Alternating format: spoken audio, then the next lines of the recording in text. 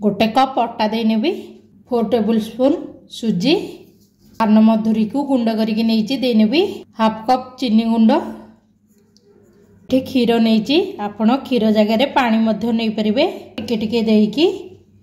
Batter प्रस्तुत करनवा जो सब जाक मिक्स कर नहीं एतिकी ठीक रखिबे कोबे घोड़े की आधा घंटा रेस्ट करने छाड़ी नवा पैन बसई नहीं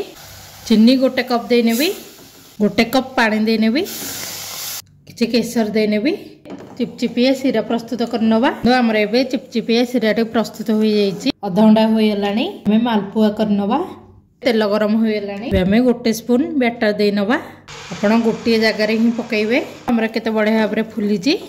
को आर पट को उल्टे नवा दी पट साइड गोल्डन ब्राउन होला पर्यंत छाणी नवा आम तेल रु बाहर करनवा एमती आउ सब तैयारी करनेबी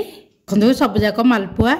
छाणी नहीं सिरा दे नवा 15 मिनट रखी नवा देखो आमर ए प्रस्तुत हो गला स्पेशल मालपुआटी खाई एंजॉय करंतु होली देखो केते सॉफ्ट होईची केते जुसी होईची खाइबा पई बहुत टेस्टी एवं यम्मी लागि था। जदि आपनको मोर ई वीडियोटी पसंद आसी लाइक करदेबे शेयर करबे सब्सक्राइब करनेबे पाखरे थिबा बेल आइकन को दबाई नेबे। धन्यवाद।